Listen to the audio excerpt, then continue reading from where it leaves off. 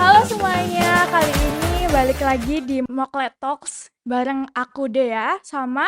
Saya Aksa. Nah, kali ini kita bareng narasumber yang seru banget gak sih, Sa? Kayaknya Betul. kita. Tadi kita udah sempat ngobrol-ngobrol Iya. juga terkait beasiswa Indonesia Maju, terkait semua beasiswa kayaknya tadi ya. Nah, Nah, di sini kita kedatangan tamu spesial nih, yakni Kak Aicha, oh ya. awardee beasiswa maju dari Dari University of Illinois Urbana-Champaign. iya. Halo semuanya, salam kenal, aku Aicha.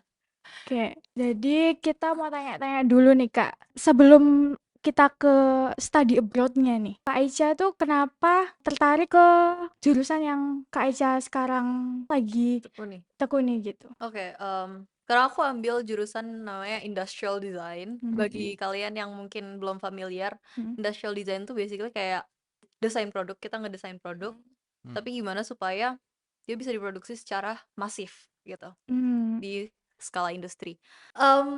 Kenapa aku pilih program studi ini? Karena emang udah dari lama tuh aku udah tertarik di bidang desain gitu ya. Dari umur mungkin kayak kelas 2 SD, kelas 1 SD itu aku udah sering ikut kayak les pelukis gitu. Walaupun on off, kadang ikut, kadang enggak. Yang Tergantung moodnya waktu itu. Terus lama-kelamaan waktu SMP, aku dicobain buat kursus graphic design waktu itu. Aku belajar Adobe Photoshop, Illustrator, oh yang di highlight InDesign. Instagramnya. Emang ada? Ada kok. Oke. Ya, Tahun 2020. InDesign. Itu terus After Effects juga, dan dari situ aku mulai iseng nih nyobain kayak ikutan kontes-kontes segala macem, terus sempet juga menang beberapa kali, terus ikut ambil juga kayak freelance kerjaan. Setelah itu aku agak jenuh di bidang itu, makanya aku coba lagi bidang arsitektur. Nah, tapi waktu aku ngambil bidang arsitektur nih, ternyata aku ada hal yang aku suka dan ada hal yang gak aku suka. Yang aku suka adalah kayak gimana arsitektur tuh ada kayak teknisnya, kita harus mikirin kayak kekuatannya, kemungkinan buat dibangun, nggak bisa cuman bikin bagus doang gitu. Tapi aku nggak sukanya adalah dia skalanya besar banget kan, kayak Oh, kita tuh harus desain bener. rumah, Oh iya. gedung yang gede banget, dan Iya. aku ngerasa kayak oh ini terlalu gede buat aku kayak agak ada rasa overwhelmnya gitu. Dan setelah aku amat-amatin kayak apa yang aku gambar, apa kayak yang aku bikin tuh sering kali kayak lebih produk yang kecil-kecil gitu. Kemudian lanjut lagi waktu aku SMA, aku juga sempet ikut kompetisi-kompetisi kayak kewirausahaan. Ada dari Prestasi Junior Indonesia waktu itu. Oh, I Kita see. bikin produk daur ulang kertas. Terus setelah itu ada juga aku ikut fiksi juga di bidang desain grafis, dan aku juga bikin suatu produk dari situ. Oh, Nah, itu akhirnya kayak bikin aku yakin gitu kalau oh, kayaknya aku lebih cocok buat bikin produk nih. Ide-ideku banyak di bidang itu. Dan akhirnya waktu daftar kuliah, aku daftar ke industrial design. Oh oke. gitu. Jadi dari cerita Kak Ica tadi tuh berarti hobi sama jurusan kuliahnya tuh nggak beda jauh ya, Sa, ternyata gitu. Dan aku dengar tadi sempat ikut fiksi juga ya. Berarti sama kayak adeknya Iya, gitu, Dika. Dika. Gimana sih pengalaman Kak Ica pas dulu itu, pas waktu SMA terus menempuh Study jadi abroad-nya itu. Jadi sebenarnya aku udah mulai ada keinginan untuk study abroad, untuk belajar di luar negeri itu sejak aku SMP juga. Kayak SMP kelas 2, kelas 3 gitu. Dan aku udah mulai kayak cari tahu nih, ada jurusan apa aja di luar sana, ada kampus apa aja yang bagus, dan lain sebagainya. Walaupun waktu itu masih nggak tahu ya, kayak belajar di luar negeri kan mahal banget ya. betul. Benar. Dan aku juga nggak tahu gimana cara membiayainya. Cuman aku Ya. cari tahu aja dulu gitu. Oke. Ikut-ikut kayak webinar. Oh, Terus abis itu ya kan biasanya iya, kayak dari iya. agen-agen gitu ada mereka ngadain acara-acara yang bisa kita ikutin secara gratis gitu. Jadi aku ikutin dulu, aku coba konsultasi sama mereka, tanya-tanya kayak gimana sih gitu. Dari situ udah berlalu, aku cuman tahu beberapa key point yang harus aku lakukan waktu itu. Yaitu untuk sekolah ke luar negeri harus ada pengalaman leadership, Oh, harus ada kayak prestasi di skala apapun. Mhm. dan harus punya nilai yang bagus. Iya, Itu itu pokoknya pasti 3 poin yang waktu pasti. itu aku tanemin waktu Mhm. aku masih SMP. Jadi GPA-nya harus bagus. di SMA tuh aku kejar 3 hal itu. Mm-mm. Aku coba jadi ketua OSIS, terus ikut-ikut lomba-lomba yang skalanya nasional kalau bisa. Terus setelah itu aku juga ya berusaha lah nilainya harus oke gitu, nggak boleh jelek-jelek banget. Hmm. Nah, waktu SMA, terus tiba-tiba ada nih pengumuman kalau misalkan pemerintah lagi buka kesempatan beasiswa untuk S1. Hmm. Mhm. Dan itu dimulai dari beasiswa persiapannya. Waktu itu beasiswanya ini baru hanya terbuka untuk anak-anak yang ikut opsi Olimpiade Penelitian Siswa Indonesia atau KOPSI sekarang. Iya. KOPSI apa opsi sekarang? Ya pokoknya itu sama OSN. Hmm. Nah, dari situ aku ngerasa kayak, oh, kalau mau sekolah di luar negeri aku harus ikut KOPSI atau OSN. Cuman waktu itu aku sadar diri dong, kayak aku nggak sepintar itu untuk ikut OSN. Waduh. Pada saat itu tapi. Pada saat itu aku sadar diri kalau aku gak bisa ikut OSN karena bidangnya juga menurut aku susah-susah. Waktu itu yang aku disuruh ikut sama sekolah tuh astronomi dan aku kayak pusing banget belajarnya. Oh, gitu. Main mulu. Dan kota aja nggak lulus gitu. Karena tahu dari situ aku akhirnya ngejar ikut KOPSI, Olimpiade Penelitian yang mana itu project based dan aku ngerasa lebih pede di situ.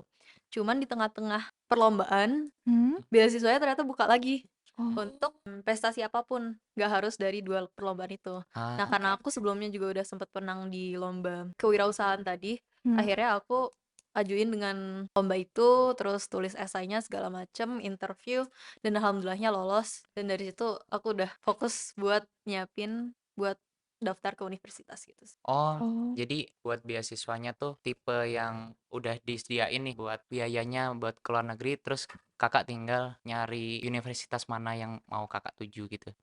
Waktu itu masih yang disediain tuh beasiswa buat persiapannya. Oh. Jadi kita dapat beasiswa persiapan itu nggak jamin kita bakal di-funding buat beasiswa ke luar negerinya. Oh, jadi pas Masih ada tahap lagi. Ada lagi. seleksi lagi. Iya. Nah, kan tadi kalau seleksi awal ada nulis esai, terus interview juga kan Kak tadi. Terus buat yang ke tahap 2-nya yang Kakak ikuti itu seleksinya apa nih Kak? Kalau boleh tahu. Untuk tahap 2-nya waktu itu ada seleksi dari LOA namanya, Letter of Acceptance dari universitas Iya. yang ada di listnya dari penyedia beasiswanya. Mm-mm. Itu ada kayak 110 universitas di seluruh dunia. Oke. Dan aku waktu itu dapet kayak 3 apa 4 LOE gitu. Terus dari situ aku bisa ajukan 1 dan mereka bakal nentuin kalau aku bakal di-funding apa enggak untuk kuliah di sana. Sama ada wawancara juga sih kalau nggak salah sekarang. Jadi itu dia guys, perjalanan dari bagaimana sih Kak Aicha menempuh dapatin beasiswa Indonesia Maju. Nah, di sini kan kita bakal ke ranah desain industrinya nih, Kak. Nah, gimana sih pengalaman apa yang Kakak dapetin di Illinois itu di universitas Kakak, terus Kakak terapin di kehidupan sehari-hari atau bisa Kakak ceritain ke kita? Pengalaman desainnya atau pengalaman overall nih? Overall dulu kali ya. Overall dulu baru nanti ke yang desainnya. Oke. Gitu.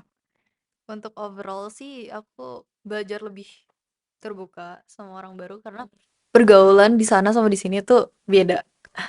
Jujur aja, walaupun mungkin gak sebeda itu tapi kayak relatif beda. Dan kita harus kayak apa ya? Bisa terbuka sama orang lain tapi juga menjaga diri. Kayak pengaruh-pengaruh yang mungkin mereka bisa kasih ke kita. Betul. Jadi kayak lebih tahu gimana cara ngomong, gimana aku harus kayak reaksi dengan mereka, bergaul dengan orang-orang yang mungkin secara budaya dan lain sebagainya tuh udah berbeda gitu. Selain itu juga kayak belajar gimana caranya menyesuaikan diri di negara baru. Karena aku belum pernah ke Amerika sebelumnya. Aku nggak tahu Amerika kayak gimana, suhunya kayak gimana, cuacanya gimana, orangnya gimana. Belum tahu, yang aku tahu cuma dari film-film atau series yang aku tonton. Dan berada di sana beneran tuh kayak kadang kayak wow, aku beneran di sini. Oh, aku nggak bisa kayak aku biasanya di Indonesia, aku harus adaptasi gitu ya kayak. adaptasi, aku harus berlaku seperti ini, seperti itu. Terus kalau dari desainnya sendiri, Yang aku pelajari adalah bentar. Jadi ada satu institusi di kampusku tuh namanya Siebel Center for Design. Dan dari institusi itu tuh aku belajar kayak desain tuh nggak hanya untuk desainer. Ada aku belajar namanya human centered design atau biasanya disebut design thinking. Dan itu bisa diaplikasikan ke semua bidang, bener-bener semua bidang, harus nggak hanya bidang desain. Kayak aku waktu itu belajar bareng anak-anak computer science, anak-anak informatik, gimana caranya mereka berpikir seperti seorang desainer dan mengaplikasikan prinsip-prinsip desain itu ke bidang mereka kayak komputer atau bikin aplikasi atau ada juga yang bidang pendidikan gitu, gimana mengajar murid-muridnya dengan menggunakan konsep design thinking gitu. Sesimpel kalau developer pakai CSS gitu atau Sesimpel kalau misalkan developer kadang juga harus mikirin estetika, UX, user experience. UX experience. Apalagi front end. Iya sih, benar-benar. Soalnya kadang tuh banyak yang bikin desain atau mikir desain tapi nggak capable buat dipakai di keseharian gitu nggak sih, Kak? Iya. Ya, beberapa kan ada kayak yang aplikasi yang susah buat dipakai karena UI dan UX-nya itu yang bikin usernya kesusahan gitu. Iya. Sesimpel kayak misalkan peletakan tombol harus di mana, atau enggak gitu sesimpel kayak loading time-nya harus berapa lama. Kalau misalkan loading time-nya kelamaan, orang nggak bakal mau pakai dong. Iya benar. Gitu-gitu sih. Jadi kayak prinsip-prinsip desain kayak empati, terus cara-cara buat menghasilkan ide baru dari masalah-masalah yang ada, kayak misalkan sesimpel tadi kayak loadingnya lama itu harus gimana. Terus iteratif, gimana caranya kita kayak harus walaupun udah jadi nih satu prototype, kita harus ulang lagi, kayak perbaiki lagi sampai dapat hasil yang memuaskan. Terus habis itu harus kayak misalkan kita punya sesuatu tuh kayak orang lain tuh suruh nyoba gitu. Jangan cuma kita doang yang nyobain, tapi kita juga harus nih cobain buat dapat feedback gitu sih. Oke.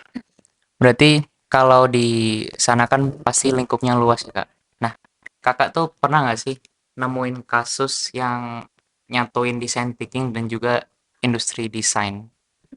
Design thinking dan industri design. Nah, kalau secara teorisnya biasanya kan kita ngerti nih istilah-istilahnya kayak gimana dan lain sebagainya. Tapi kalau di bagian implementasi itu Kakak tuh gimana sih?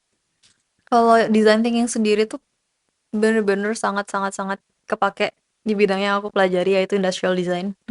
Karena kayak kita diajarin untuk berpikir dengan cara itu gitu. Cuman kalau untuk industri design lebih luasnya, aku rasa tetap kepake, pasti terimplementasikan. Kayak desain grafis pun sesimpel kayak gimana layoutnya yang harus kita bikin supaya orang tuh bacanya gampang gitu. Font apa yang harus kita pakai supaya orang bacanya gampang. Nah, itu salah satu pengaplikasian design thinking itu tadi. Gitu sih. Terus dari yang kakak cerita tadi, itu kan pasti kakak bikin studi kasus atau kayak project yang kakak bikin kan. Nah, itu ada nggak yang bisa kakak ceritain yang relevan dengan dunia nyata gitu? Relevan dengan dunia nyata? Iya. Maksudnya kayak yang project yang kakak bikin sama di sana, terus bener-bener kepake di dunia nyata tuh apa, Kak? Kira-kira. Kalau enggak ini dulu aja, Kak. Contoh design thinking sama industrial design tuh pas kakak di sana tuh kayak gimana? Contoh pas. Iya, contohnya dulu. Oke, anak-anak kalian waktunya praktek. Jadi silahkan membuat kelompok 3 orang terus kakak berdiskusi membuat apa gitu di situ. Oke. Mungkin aku bakal ceritain sedikit tentang projectku terakhir kali di kelas industrial design ya. Kakak semester berapa, mohon maaf? Masih semester 3. Masih baru guys. Masih maba guys. Oke. Guys, besok semester 4. Makanya mau balik besok ya. makanya mau balik ke Oh 10. iya, besok kuliah lagi. Ah, Project terakhirku di kelas industrial design itu kita ada dikasih tugas buat bikin suatu tempat penyimpanan Storage. bisa storage apapun. Heeh. Dan tuh nggak dikasih sesuatu yang spesifik, pokoknya itu briefnya. Dari situ kita diarahkan untuk bertanya ke teman sekelas kita kayak apa sih biasanya kesulitan-kesulitan yang kamu hadapi saat mengumpulkan sesuatu. Ada yang jawab, oh ibu saya tuh di rumah saya tuh banyak banget orangnya. Terus sepatunya berantakan karena banyak banget sepatu yang harus ditata. Nah, dari situ kita berpikir, oh, gimana caranya supaya menatanya lebih mudah gitu. Gimana caranya kita menata banyak banget sepatu, punya banyak banget orang, kayak ada mungkin 8-9 orang di rumahnya. Tapi dengan cara yang mudah, rapi, dan biar gimana caranya semua orang tuh dengan suka hati naruh kembali sepatunya di tempat penyimpanan tersebut. Nah, kayak gitu. Terus ada juga kemarin tuh, saya punya banyak banget perhiasan. Dan saya suka pakai perhiasan, tapi kalau misalkan saya lagi beraktivitas di luar atau mungkin lagi butuh melakukan sesuatu di laboratorium atau mau olahraga kayak volley gitu kan harus dilepas semua. Nah, saya nggak punya tempat penyimpanan untuk menyimpan perhiasan tersebut. Biasanya saya cuma taruh di tas saya dan saya udah tinggalin aja gitu aja. Nah, gimana caranya supaya kita buat tempat penyimpanan yang compact, yang kecil, nggak makan tempat, dan mudah digunakan, dan sesuai dengan kebutuhan si orang yang punya masalah ini tadi. Nah, akhirnya kita dari situ bikin prototype, bikin sketsa, terus habis tanya lagi, ini sesuai nggak sama apa yang kamu butuhkan. Terus setelah itu kita bikin kayak model kecil gitu, terus suruh mereka nyoba kayak, oh coba deh kamu pakai produk ini. Apakah dia bisa membantu permasalahan yang kamu hadapi? Nah, nanti dari sana mereka kayak bakal ngasih, oh saya suka bagian ininya, tapi saya rasa yang ini nggak perlu gitu-gitu sih. Dan dari feedback itu terus kita perbaiki lagi, sampai akhirnya nanti kita dapat ke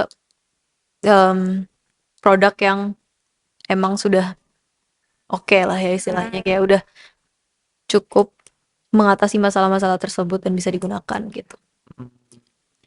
Berarti kalau di sana itu semisal produknya menurut kakak udah oke nih. Nah itu di produk akhirnya bakal di apain nggak, dijurnalin atau cuma dijadiin penilaian aja atau gimana? Kalau kemarin sih produk akhirnya suruh untuk bikin proses book namanya, jadi mendokumentasikan setiap proses yang kita lewati itu dari mulai interview tadi, terus habis itu bikin prototipenya, ngetes, terus habis itu foto-foto produk jadinya gitu harus didokumentasikan. Selain itu apa lagi ya?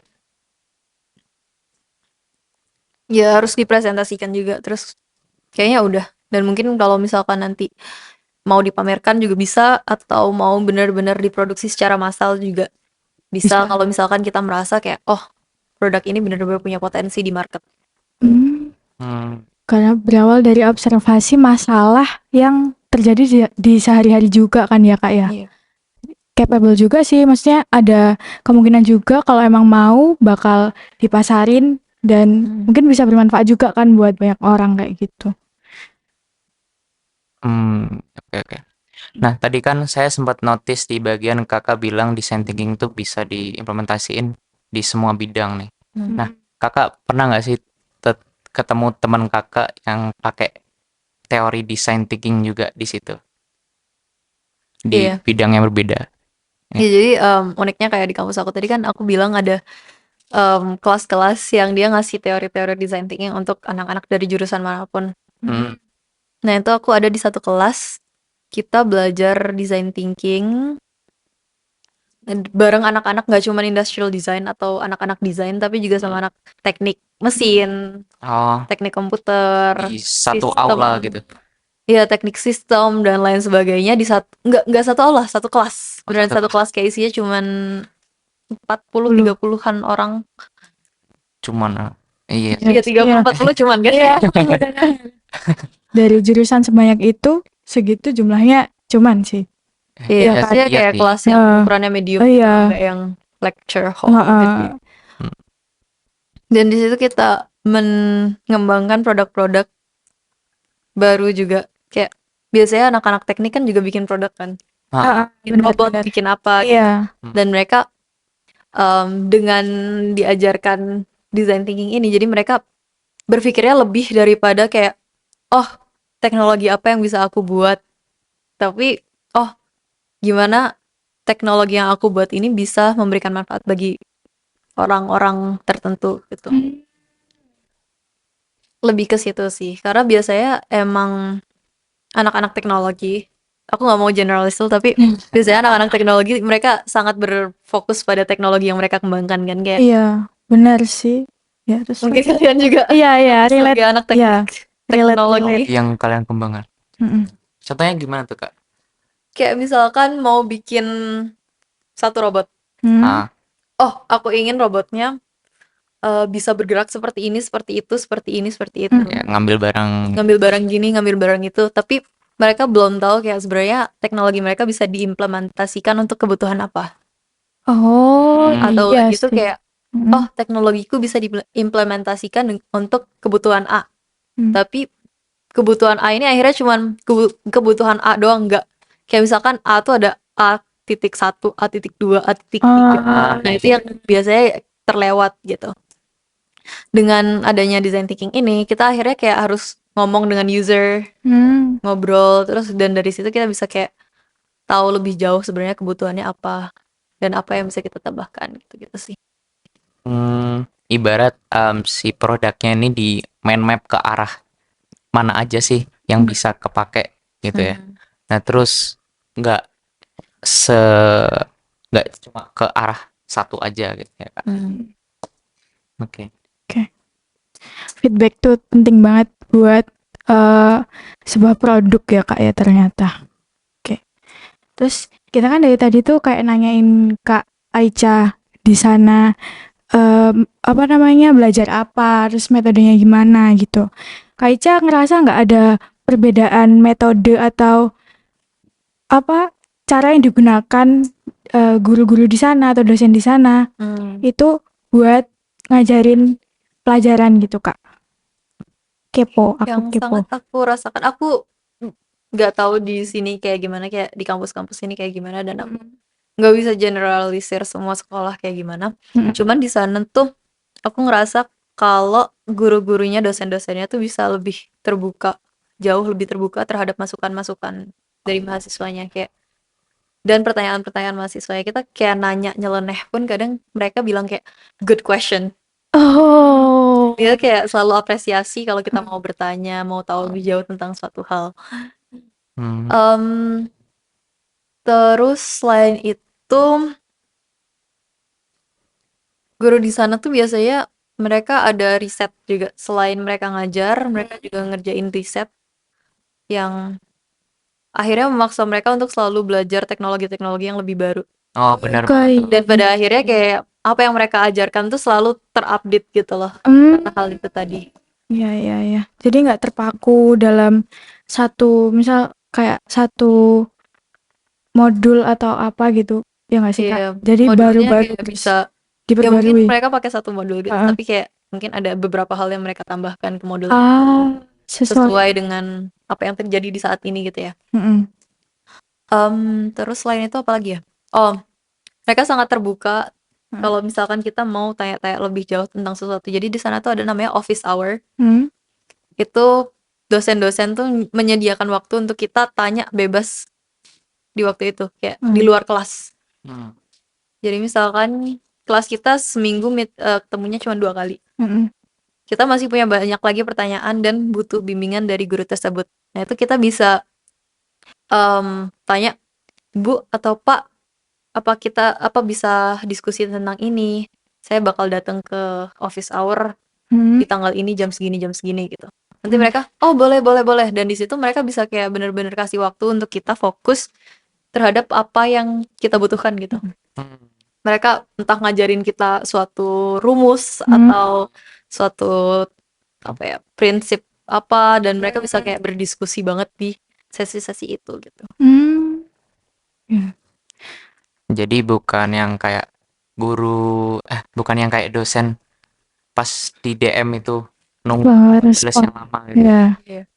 Tapi Rata-rata yang aku pernah, kalau di sana nulisnya kan kitab apa-apa pakai email lah. Rata-rata dosen yang pernah aku email jawabnya cepet sih, kayak padahal email itu. Mereka di sana pakai email semua, nggak ada WA nggak ada. Iya sih. Teks-teksan kalau buat profesional, hal-hal profesional juga nggak ada. Jadi semua yang hal-halnya profesional pakainya email. Standby email sah. Kayak Dear Aicha bla bla bla bla. Gitu bener. Iya. Dear Profesor. Oke. Oke, kita udah ngerti nih gimana cara Kak Aicha itu di sana belajar terkait design thinking dan juga industrial thinking.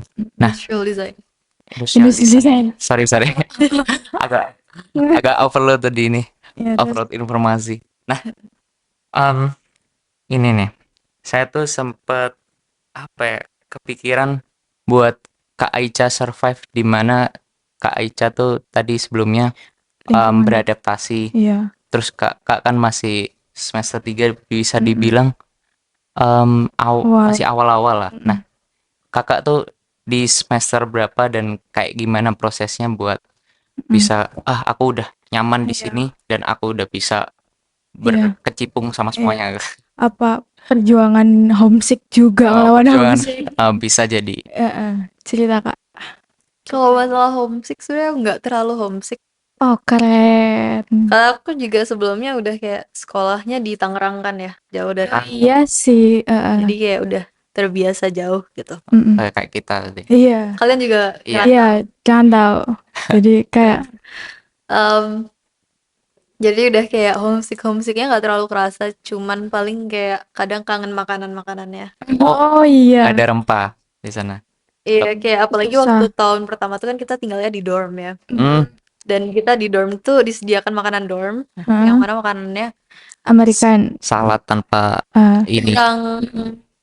Kurang appetizing lah ya.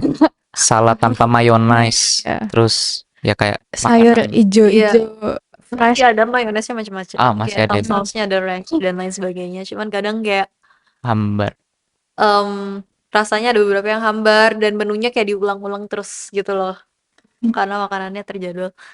Nah, dari situ kadang aku suka kangen nih sama makanan Indonesia. Akhirnya aku ngumpulin teman-teman Indonesia aku buat masak bareng di dapur dorm yang itu cuman ada satu dapur untuk kayak 4.000-an orang, 5.000-an orang tuh cuman pakai satu dapur itu. Jadi harus reservasi gitu. Nah, dan dari situ bisa sedikit mengobati rasa kangennya sama Indonesia sih. Terus kalau masalah ngerasa kayak bener-bener nyaman di sana tuh aku jujur baru ngerasa tuh kayak pertengahan semester kemarin. Karena sebelumnya aku ngerasa nyaman, cuman kayak ada rasa-rasa di mana kayak kok aku nggak bisa berbaur sama orang sini ya. Terus kok kayak kegiatan-kegiatan yang aku ikutin kok kurang cocok ya sama aku. Tapi setelah aku cari tahu lebih lanjut, itu berlaku ke semua orang, gak cuman buat anak-anak internasional. Bahkan anak-anak sana pun kadang kayak masih kesusahan gitu untuk cari teman yang cocok, kegiatan yang cocok, dan itu sangat wajar. Tapi di semester 3 kemarin aku udah ikut lebih banyak kegiatan dan akhirnya aku ketemu lebih banyak orang. Dari sana aku bisa kayak aku cocok nih sama orang ini, jadi aku main sama orang ini. Cocok nih sama kegiatan ini, jadi aku taruh lebih banyak waktuku untuk kegiatan-kegiatan tersebut gitu. Oke. Wah, unik sih. Iya, unik. Kamu tertarik sih nyusul Kak Aicha? Tertarik banget. Saya juga kebetulan tuh dari udah dari SMP sih sebenarnya nyari terkait informasi beasiswa. Tapi kan pas itu lagi belum ada lembaga kayak yang ngebantu kita kayak Kobi, terus Scooters dan lain sebagainya. Nah, di situ kan jadinya saya cuma ngandelin internet dan nggak bisa mentoring sama siapapun. Nah, tapi dengan adanya beberapa lembaga itu, beberapa siswa itu di SMK Telkom Malang sini juga udah kebantu sih. Kayak lembaga magang kerja Ice Bildung itu. ya. Nah, itu kayak gitu sih, Kak. Kalau pas dulu berarti belum ada lembaga juga. Kak Ica masih ngandelin kayak webinar. Ada. Oh, ada. Ya, yang ngadain webinar lembaganya. Oh iya sih. Lembaganya. Oh, iya. Sebenarnya ada mungkin kayak Ya. kadang emang kayak kita cari-cari nggak ketemu-ketemu gitu ya, tapi Oh, Ya. dari awardee-nya yang sebelumnya kan pasti biasanya itu. enggak juga sih, kayak kadang aku lihat di Instagram biasanya atau enggak gitu di website kayak informasi tentang apa, tentang beasiswa gitu kan nanti muncul website apa aja. Dan aku coba ikutin Instagramnya, aku lihat kayak oh mereka lagi mau ngadain acara ini, acara ini, acara ini. Aku gabunglah ke email list kalau kalian tahu email. Tahu. Itu terus mereka kan selalu kayak update kalau ada apa-apa. Masukin kontak-kontakku, ya udahlah kontakku tersebar di mana-mana. Tapi setidaknya kalau ada acara apa aku jadi kayak tahu gitu. Tapi kontak luar negeri kan itu, nomor luar negeri. Enggak, bukan. Indo. Oh, Indo. Lembaganya dari Indonesia nggak sih, Kak? Iya. Ah, Ada oh banyak iya ya. sih. Sun Edu. Oh, sorry. Oke. Terus- Jadi itu kita udah ngerti gimana sih industrial design dan juga design thinking di sana. Nah, kita cuma kurang Q&A dari beberapa followers followers dari sosmed. ya, dari Instagram. Betul. Nah, bentar, sebelum kita Q&A dari followersnya, aku mau nanya dulu ke Kak Aicha. Tadi aku mau nanya lupa. Jadi tuh kan Kak Aicha tuh tadi cerita kalau hobinya itu kan ngelukis, pokoknya berbau seni lah ya gitu. Terus sekarang Kak Aicha itu jurusannya itu kan juga nggak jauh-jauh dari maksudnya ngegambar, kayak kan namanya desain gitu kan ya Kak. Kadang kan aku tuh pernah dengar gini, jangan jadikan hobimu adalah sebuah pekerjaan, karena ketika nanti burnout itu benar-benar nggak punya pelarian gitu kan. Nah, menurut Kak Ica tentang itu gimana? Kayak bener nggak sih kalau tentang kata-kata itu gitu? Menurutku kata-kata itu ada benernya sih. Oh. Makanya jangan cuma punya satu hobi. Oke. Jadi Kak Ica punya berapa hobi? Banyak. Selain ngelukis apa tuh? Ayo Kak, stylist. Sekarang jujur lukis bukan hobiku lagi karena udah kayak jadi tuntutan sehari-hari. Desain juga lebih ke kadang aku suka kayak kalau ada ide apa bisa aku tuangin. Cuman kayak kalau lagi senggang-senggang aja ya aku biasanya nggak yang beneran ngedesain gitu. Hobiku sekarang adalah dari dulu sih sebenarnya juga itu kayak melakukan petualangan, hiking, trekking, terus sekarang aku juga lagi wall climbing, climbing, terus kayaking ya, semua yang berbau outdoor itu aku suka banget. Jadi setiap kali aku jenuh sama itu ya aku tinggal, kalau di kampusku ada wall climbingnya juga kan, tempat wall climbing. Kalau aku jenuh wall climbing. Dan kalau misalkan jenuhnya udah agak parah, itu ada organisasi di kampus yang dia tuh suka ngadain kayak kegiatan-kegiatan buat datang ke taman-taman nasional atau pokoknya ngadain camping, ngadain segala macam gitu ya, aku ikut kegiatan itu sih.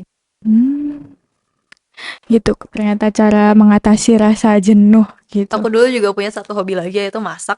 Cuman karena sekarang karena tinggal sendiri masak udah jadi kewajiban ya. Itu bukan jadi hobi lagi. Jadi kebutuhan. Tapi untungnya aku masih punya satu lagi. Itu tadi. Jadi primary jadinya. Adventure. Dan kalau misal bosen sama satu adventure, aku tinggal adventure yang lain kayak tadi kayaking atau mungkin nyobain olahraga baru. Sekalian kalau healing. Pandangan saya sih pelampiasan dari kecil bisa adventure pas gede gitu ya. Enggak juga dari kecil aku emang udah adventure. Suka Ya, jalan-jalan salah kayaknya. saya ini. Dari kecil udah adventure. Ah, Kayak ya udah. maghrib-maghrib dicariin mama ternyata ada di pohon ceri. Oh, Ah, wow. Itu oke. Nggak expect bakal keluar kata-kata itu. Jadi kita langsung Q&A dari followersnya kah? boleh, boleh. Boleh.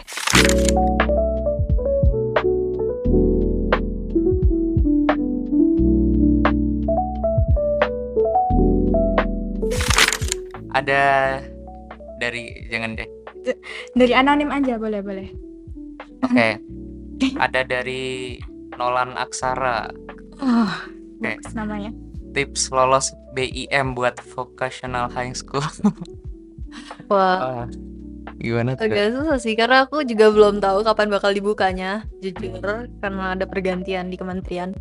Terus aku juga belum tahu, kayak aku kurang tahu ada teman-temanku yang SMK yang sekarang ikut BIM, cuman mungkin dia prestasi tingkat nasional guys, menang juara 1, 2, 3 setidaknya, bisa di bidang apapun, nanti dikurasikan ke Puspresnas. Terus setelah itu esai itu juga penting banget karena ada beberapa adik kelasku juga yang mereka punya prestasinya tapi masih belum lolos gitu. Nilai pokoknya harus bagus. Nggak tahu passing grade-nya berapa, cuman harus bagus.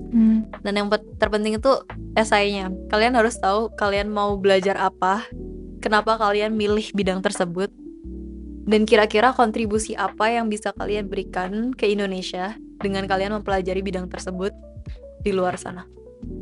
Itu sih. Sama pengumpulan pemberkasan juga nggak sih Kak? Oh ya, harus apa ya, tertib di pemberkasan, pokoknya jangan sampai telat, jangan sampai -1 guys ya.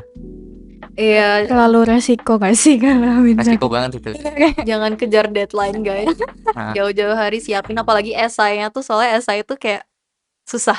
Betul banget. Dan esai harus bahasa Inggris kan. Iya. Pastikan kayak kalian punya seorang teman kalian ataupun siapapun yang bisa kayak baca esai kalian dan mastiin kalau oh ini udah masuk akal. Oh ini nyambung sama apa yang ditanyakan dan lain sebagainya gitu. Sama kalau Kakak dulu, ini sebenarnya simpel sih Kak. Kakak dulu tuh pakai bahasa Indonesia dulu atau pakai bahasa Inggris langsung? Bahasa Inggris langsung ya. Iya sih. Kalau sekarang kan orang-orang ya pakai AI jadinya biar cepat. Cuma kan di beberapa study itu udah udah nge-aware kayak jangan nggak boleh pakai AI gitu gak sih? EPU Jepang ada AI detector di AFS program itu udah. Ya pokoknya kalian harus mau berproses sih, jangan mau semuanya instan kayak bener langsung bisa bahasa Inggris tanpa harus belajar dan lain sebagainya, berlatih. Langsung bisa kayak lancar jawab pertanyaan tanpa ada latihan, itu jangan. Pokoknya harus berproses. Kalian harus latihan dulu sebelum wawancara, entah sama temen, entah di depan kaca. Dan nanti dari situ bisa kayak orang tuh bisa ngerti loh, kayak kalian tuh genuine apa enggak sebenarnya. Apalagi kayak mereka yang udah kayak psikolog. Yang interview biasanya bakal ada psikolog atau orang-orang yang udah expert lah ya, mereka interview orang setiap hari gitu. Mereka pasti bakal bisa notice kalian tuh sebenarnya asli apa enggak. Lagi baca teks atau enggak gitu. Bisa. Oke, kita lanjut ke pertanyaan selanjutnya. Ini dari Bakul Rujak. Oke, ini dia bikin pertanyaannya agak panjang. Jadi pertanyaan pertama tuh, perusahaan atau brand apa yang jadi inspirasi Kak Aicha di bidang industrial design? Terus lanjut part 2. Ini mau langsung sekalian apa? Dijawab ini. Jauh dulu aja. Kak Aicha jawab dulu aja. Yang jadi inspirasi aku Dyson. Dyson sama Apple. Iya. Tapi Apple era Steve Jobs. Bukan Apple sekarang. Walaupun aku tetap pakai produknya. Cuman ya Apple era Steve Jobs sama Dyson. Dyson tuh era James Dyson. Bentar, Dyson tuh yang hair dryer itu bukan? Iya, ada hair dryer. Yang sempat viral itu kan Kak. Oke. Dan produk mereka yang paling awal tuh vacuum cleaner. Aku pernah dapet cerita dari dosenku. kalau misalkan James Dyson waktu mengembangkan vacuum cleaner pertamanya waktu itu, dia bikin sampai kayak hampir 1000 prototype sampai dia Wow. menemukan Yang formula yang berhasil. Dan akhirnya sampai sekarang fokus mereka lebih ke gimana sirkulasi udara, semuanya tentang gitu. Jadi menurut aku Rata-rata keren banget. cerita sukses emang harus dari kegagalan yang berkali-kali. Iya. Nah, ini kan kakak tadi bilang Dyson sama Apple. Nah, ini malah pertanyaan keduanya, andai kelak kakak kerja di perusahaan tersebut, mau kontribusi atau optimis apa? Optimize. Optimize. Oh ya, Susah sih. Susah banget itu, harus kayak aku nggak punya jawabannya sekarang. Masih harus dipikirin lagi. Karena apa ya? Aku juga belajar industrial design juga baru 3 semester. Yang banyak juga 2 semester terakhir ini doang, karena semester pertama kayak lebih ke basic yang lain. Jadi masih belum tahu, tapi kemungkinan ya belum tahu. Oke. Jadi Karena apa ya? Perkembangan suatu produk itu kan sangat cepat ya. benar Inovasi itu banget. cepat banget. Kadang kita sekarang mikir buat aku bakal ngembangin ini, tapi begitu kita masuk itu tuh udah jauh di depan. kita cari di search engine aja langsung udah ada. Langsung muncul. Iya. Jadi Sering harus dilihat terjadi. nanti dari sana kira-kira kebutuhannya apa yang bisa memudahkan hidup kita gitu. Kadang kita apa ya? Kalau dari Apple terutama ya. Dulu orang nggak ada yang mikir kalau misalkan smartphone itu bisa sangat membantu. Iya. Karena dulu nggak ada smartphone yang touchscreen seluruh layar, tapi kayak mereka semua ada keyboardnya. BlackBerry, Iya.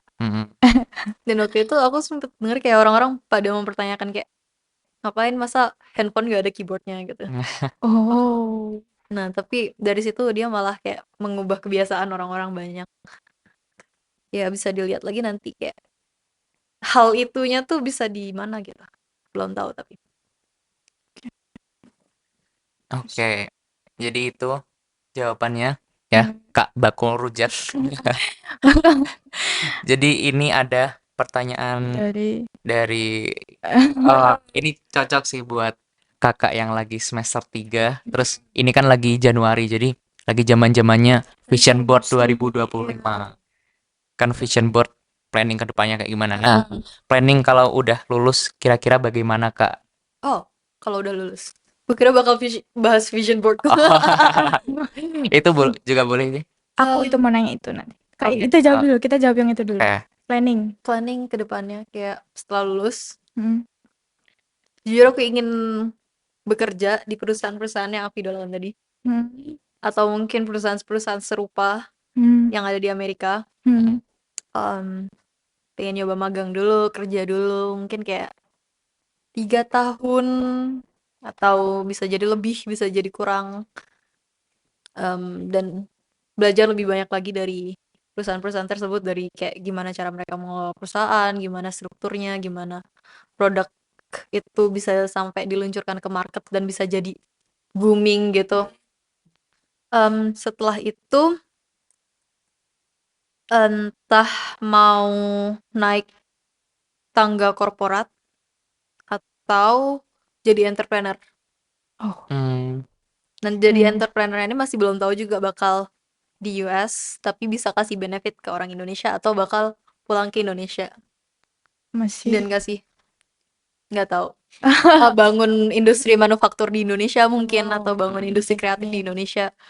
Lebih ke lihat niche-nya dari sekarang pas di Indonesia tuh kayak gimana juga ya. Iya, jadi kayak kadang sambil pulang gitu, sambil ngamatin kayak, oh kira-kira apa sih potensinya yang ada di Indonesia.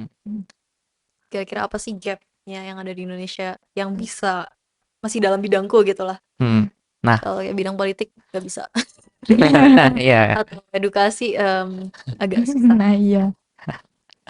Nah, itu kan kalau planning. Nah, sekarang vision board nih, gimana Kak? Itu vision board itu kan kadang aku tahun lalu coba kan bikin vision board, tapi aku nggak riset atau nggak nyari dulu sebenarnya vision board tuh apa gitu kan. Jadi aku asal naruh gambar, aku mau ini, aku mau itu. Tapi kan ternyata bikin vision board itu harus banyak yang diperhatikan. Kayak salah satunya adalah waktu juga, Lihat capable. prosesnya dulu. Iya, capable nggak kayak gitu. Terus mungkin tercapai. iya, gitu Iya, kan pengen Kak. punya pesawat cuma nggak jadi pilot. Nah, itu kan kayak nggak make sense gitu kan. Belum, atau mungkin belum make sense gitu. Kalau dari Kak Ica, vision board-nya gimana tuh Kak? Jujur aku belum selesai bikin vision boardku buat 2025, cuman Nah. target-targetku beberapa itu adalah kayak dapet internship Hmm. summer nanti, Uh. bulan Mei sampai Agustus. Semoga bisa dapet Amin. bidang industrial design yang aku mau. Terus aku juga pengen ikutan beberapa kompetisi internasional bidang industrial design. Ada Red Dots namanya, sama ada IDSA Student Merit Award atau apalah itu. Dan beberapa kompetisi lain yang aku ingin ikutin. Terus aku juga ingin mulai investasi sampai jumlah tertentu. Kalau sekarang buat yang paling bagus sih emas ya. Aku pengen nyoba saham. Saham ya, Ya, masih main saham. lagi belajar saham. Oke. Terus apa lagi ya aku waktu itu? Oh, aku kayak nentuin target jumlah tabungan berapa, sama tempat-tempat yang pengen aku kunjungi di tahun 2025 ini. Oh, sama pengen ikut seminar untuk pertama kalinya. Oh, sama jadi banyak banget. Soalnya pengen jadi kayak research assistant gitu. Nah, Oke. itu sih beberapa di antara vision boardku 2025. Ya dari situ aku kayak lihat-lihat juga ya, kira-kira apa sih yang masih bisa dalam kemampuanku. Cuman aku juga punya satu board lain namanya dream board, yang isinya adalah mimpi-mimpi besarku yang mungkin baru bisa kecapai kayak 10 tahun ke depan, 20 tahun ke depan. Dan itu nggak apa-apa ditulisin dulu aja. Yang penting Ditulisin, udah dibuat boardnya. Yang penting udah penting kayak rencana. iya betul. Udah ngerti mau kemana gitu arahnya ya kan. Iya, mungkin di depan kayak dengan kita beranjak dewasa gitu bisa berubah. Cuman kayak ya setidaknya kita punya suatu mimpi yang kita usahakan. Oke. Kata-kata hari ini. Yang penting kita punya mimpi untuk kita usahakan. Tuh. Oh, kakak udah tahu ini belum kak? Tadi kan saya pas dengar kakak bilang mau jadi entrepreneur, saya mikirnya langsung ke program Tether College of Business. Nah, Apa? Tether. TITR. Ya, Tether College of Business. Nah, di situ tuh dia nyediain program di mana ada dari universitasnya tuh nanti diajak keliling ke 7 negara sambil belajar bisnis.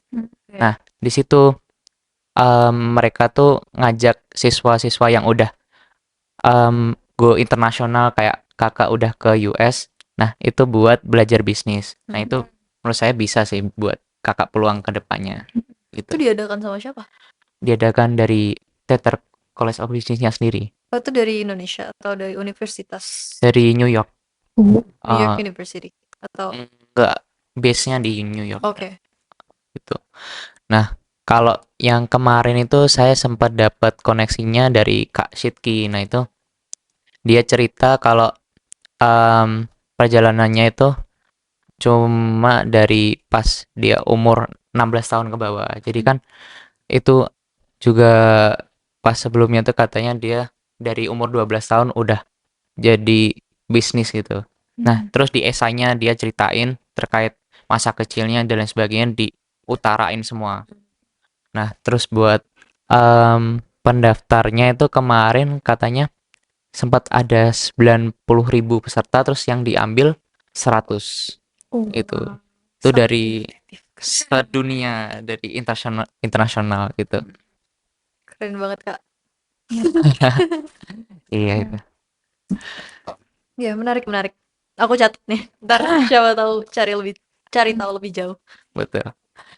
Nah, kita mau lanjut satu Q&A lagi atau? Iya, boleh. Oh, boleh. Boleh. Kil mati, Kil. Aku baru mau ngomong sambil nunggu itunya mati ya. Subuh. Oh, udah Terlalu 50 panjang. menit Cut, katanya Kak. cut, cut. Iya. Iya. Oh ya, ini pertanyaan dari pemilik HP deh. Teknologi apa yang paling sering kakak pakai untuk project industrial design? Oh, laptop nomor satu.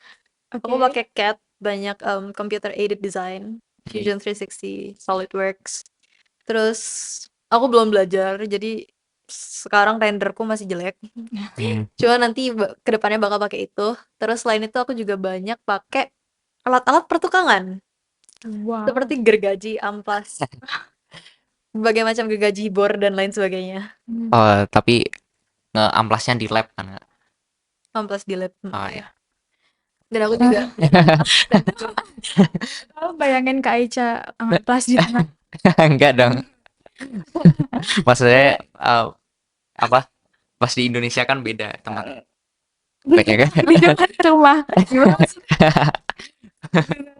ya aku juga di sana kan jadi lab assistant juga ya. Hmm. Jadi aku kayak Wow. setidaknya paling enggak tuh karena aku kerja di sana 5 jam seminggu atau 6 jam seminggu. Paling enggak aku ada 6 jam ngabisin waktu di sana, terus belum lagi kayak tugas-tugasku yang lain juga ngerjain di sana. Jadi hidupku di lab pertukangan. Mantap, guys. Oke. Oke, mungkin itu ya dari cerita Kak Ica terkait gimana sih Kak Ica di universitas, terus juga implementasi industrial design kayak gimana dan lain sebagainya.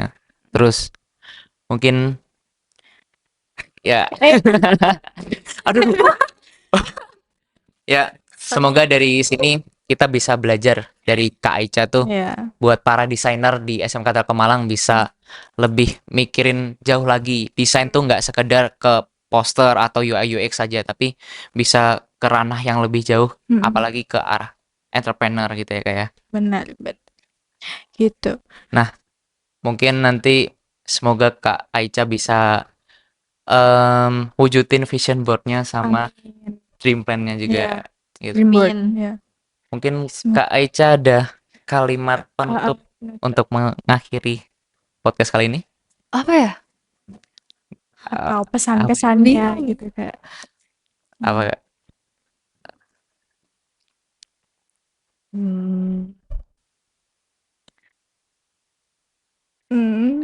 Atau dari kamu nih?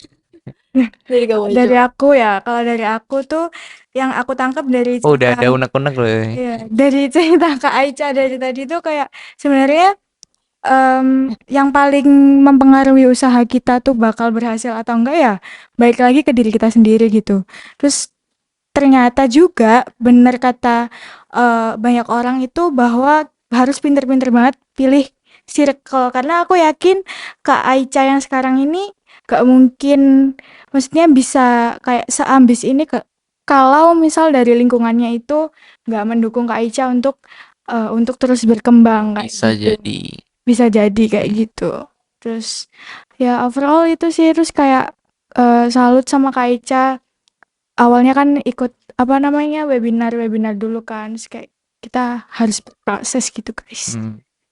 Kalau paling pemikiran rendahnya ini anak-anak yang udah gagal OSN pasti kan mikirnya nggak bisa dapat beasiswa gitu ya. Benar. Tapi Kak Ica bisa survive terus cari kesempatan lain dan ya masih akhirnya banyak dapat jalan menuju Roma.